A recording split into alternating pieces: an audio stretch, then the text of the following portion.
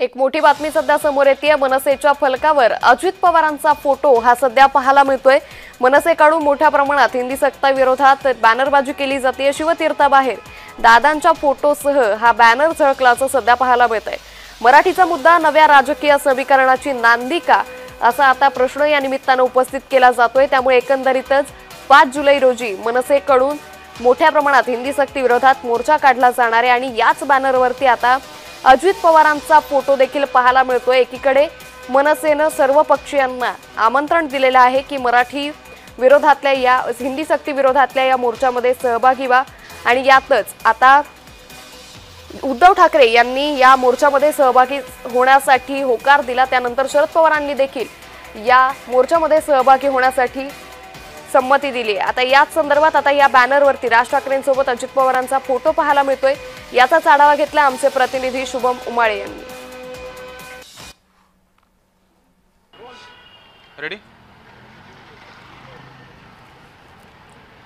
पहिली ते 5वीच्या विद्यार्थ्यांसाठी हिंदी सक्ती ही लागू न करावी यासाठी मनसे आक्रमक झाली आहे आणि याच मुद्द्यांवरून दोन्ही ठाकरे बंधू जे आहेत भविष्यामध्ये एकत्र येताना दिसून येतील आणि सोबतच 5 तारखेच्या होणाऱ्या भव्य मोर्चामध्ये देखील दोन्ही ठाकरे बंधू एकत्र येणार आहे। पण त्यापूर्वी राज ठाकरे यांच्या घराजवळ एक वेगळाच बॅनर जो आहे तो लावण्यात आलेला आहे। उपशहर अध्यक्ष यशवंत किल्लेदार यांच्याकडून हा बॅनर लावण्यात आलेला आहे आणि खरं पाहायला गेलं तर याच्यावर उपमुख्यमंत्री अजित पवार यांचं वक्तव्य जे आहे ते यामध्ये नमूद केलेलं आहे आणि सोबतच त्यांचं छायाचित्र जे आहे ते देखील दाखवण्यात आलेलं आहे। अर्थातच अजित पवार यांचं या सर्व प्रकरणावर एक स्टेटमेंट होतं की इयत्ता 5वी पर्यंत मुलांनी मातृभाषेतच शिकावं, इतर कोणत्याही भाषेत शिकू नये। कोणतीही भाषेला विरोध नाही, परंतु लहान वयात मुलांवर 3 भाषांचं ओझं लादणं बरोबर नाही।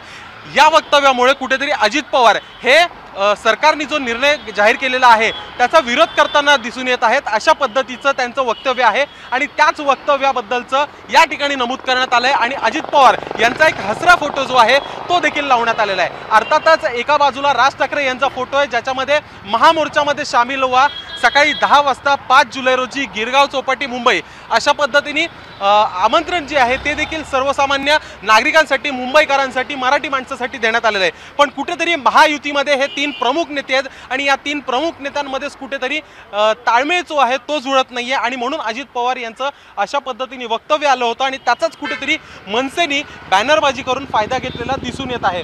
नेमका या बॅनर वॉरमध्ये आता पुढे काय होणार हे पाहणं महत्त्वाचं असणार आहे। पण त्यापूर्वी राज ठाकरे यांच्या घराजवळच हा यशवंत किल्लेदार यांच्याकडनं बॅनर जो आहे तो लावण्यात आलेला आहे।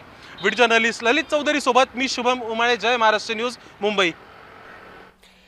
त्यामुळे मनसेच्या फलकावर आता अजित पवारांचा फोटो सध्या पाहायला मिळतो। एकंदरीतच आता ही राजकीय नव्या समीकरणाची नांदी म्हणायची का असा प्रश्न आता सामान्यांमधून उपस्थित केला जातोय।